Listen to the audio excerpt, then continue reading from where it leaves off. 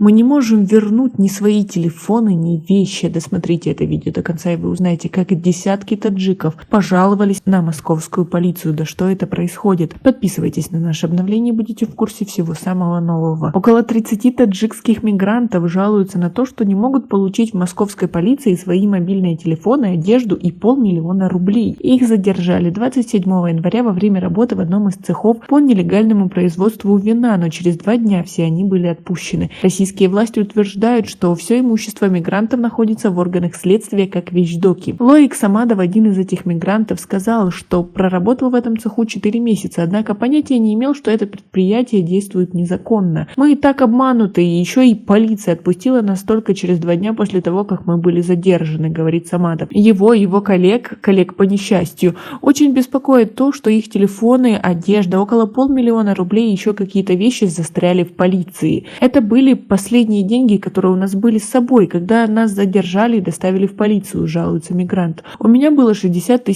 рублей, а сейчас ни копейки. Теплая одежда тоже в полиции. Мы уже несколько раз ходили в полицию, просили вернуть наши вещи, но они постоянно нам отказывают. Как вы относитесь к тому, что участились проверки мигрантов в России? Свои ответы напишите нам, пожалуйста, в комментарии. Помню, что у нас не действует уже те пункты, которые давали возможность легализоваться или оформлять здесь документы с любой целью въезда, то есть патент, разрешение на работу и так далее. То есть эти основания уже не действуют. Теперь обязательные условия для оформления патента, это действующий миграционный учет, цель въезда, работа и срок 30 дней, либо переоформление, за 20 дней до окончания патента. Этот цех принадлежал гражданину Армении. Попытки связаться с ним не увенчались никаким успехом. Таджикские мигранты говорят, что он пропал сразу же, как в цех нагрянула проверка. Зайдула Шавалиев, еще один мигрант из Таджикистана, сказал, что они также обратились за помощью в посольство, чтобы им помогли вернуть их имущество и деньги. Дежурный РОВД Южная Бутово в Москве,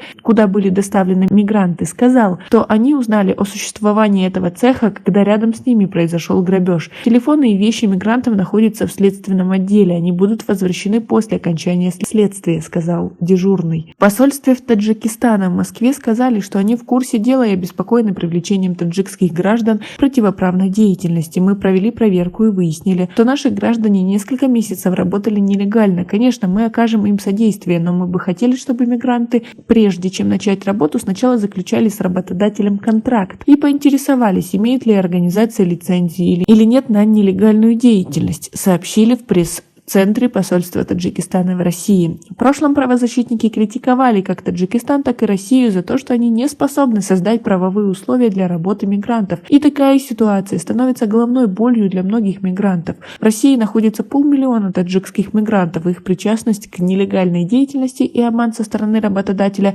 часто освещается в СМИ. А как вы относитесь к такому положению наших граждан за границу и к тому, как к этому всему относится наше посольство и как они часто просто не обращают внимания на проблемы наших соотечественников? Свои мнения по поводу всего этого напишите нам, пожалуйста, в комментарии. У нас пока на этом все. Оцените наше видео подпиской и лайком. До скорой встречи.